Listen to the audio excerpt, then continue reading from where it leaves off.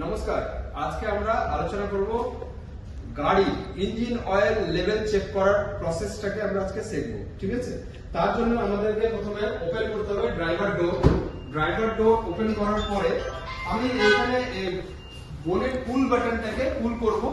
এখানে সিম্বল দিয়ে দেখিয়েছে, আমি ভিডিওতে এটা আপনাকে প্রপারভাবে গাইড করে দেবো কোথায় আছে। ঠিক আছে, তো আপনারা বুঝতে পারবেন, কারণ ওটা অনেকটা নিচু জায়গা, ক্যামেরা নিয়ে যাওয়ার একটু অসুবিধা হয়। বোনেট খোলার জন্য যে কোনো ব্র্যান্ডের, আমি একটা এখন গাড়ি নিয়েছি মহিন্দ্রা স্করপিও, যার যে কোনো মডেলে আপনি পাবেন বোনেটের একদম সেন্টার পয়েন্ট থেকে একটু রাইট সাইডের দিকে যাবেন, একটা লক আছে, লকটাকে আমি হালকা করে ডান দিকে পুশ করছি। পুশ করার পর বোনেটটাকে আমি ছেড়ে দিলাম, চলে আসলো। এটা আপনি দেখতে পাচ্ছেন, এটা আমাদের বোনেট খোলার পর গাড়ি এরকম লাগে। এর মধ্যে আমাদের ইঞ্জিন, গাড়ির হার্ট যেটা বলি, ইঞ্জিন ফিট আছে। আমরা ওই ইঞ্জিনে যেমন আমাদের হার্টের মধ্যে ব্লাড প্রেসার, যেমন ব্লাড যে সার্কুলেট হতে থাকে, ইঞ্জিনের মধ্যে পুরো ভেসেলস তো আমরা বডিতে বলি, কিন্তু গাড়ির যতগুলো হোস পাইপের আছে ওটা ভেসেলের মতো কাজ করে। তার জন্য ব্লাড যেমন ঠিক আছে, আমরা ব্লাড টেস্ট করি, এটা করি, ওটা করি মানুষের বডিতে, কিন্তু গাড়ির বডিতে আমাদের ইঞ্জিন অয়েলের লেভেলটাকে নিয়মিত চেঞ্জ করা হয়, একটা ইন্টারভাল পর প্রত্যেক ম্যানুফ্যাকচারার এক একটা করে থাকে। তো আমাদের গাড়িতে, এই গাড়িতে আমরা ইঞ্জিন অয়েল লেভেলটা চেক করব। এটাকে বলে আমরা ডিপ স্টিক, এটাকে পুল করব। ম্যাক্সিমাম এটা ইয়েলো কালার, অরেঞ্জ কালারেরই হয়ে থাকে। এটাকে পুল করার পরে এটা হচ্ছে ডিপ স্টিক। ঠিক আছে, এটাকে সবার প্রথমে আমি মুছে নেব।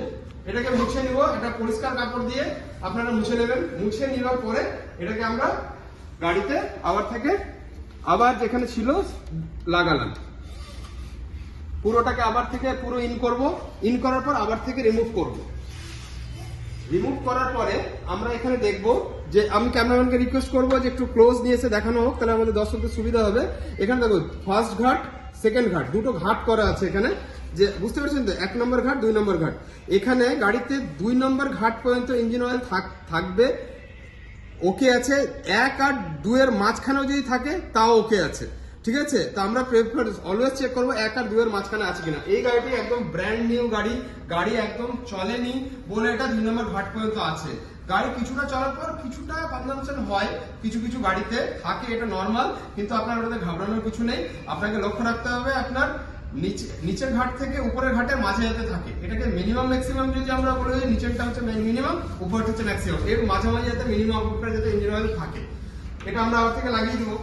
এটা চেক করার জন্য আপনাদেরকে কিছু সতর্ক, মানে বেসিক একটা কিছু ইয়ে আছে যেটা আমাদেরকে চেক করতে হয়। যেমন গাড়িটি যখন চেক করব, ইঞ্জিন অয়েল আমরা গাড়ি স্টার্ট রানিং করে এসে হঠাৎ করে রাখলাম আর চেক করলাম, কোনোদিন ইঞ্জিন অয়েল বোঝা যাবে না। গাড়িটাকে আমাদেরকে একটা সমতল জায়গায়, সমান জায়গায় গাড়িটাকে প্লেস করব।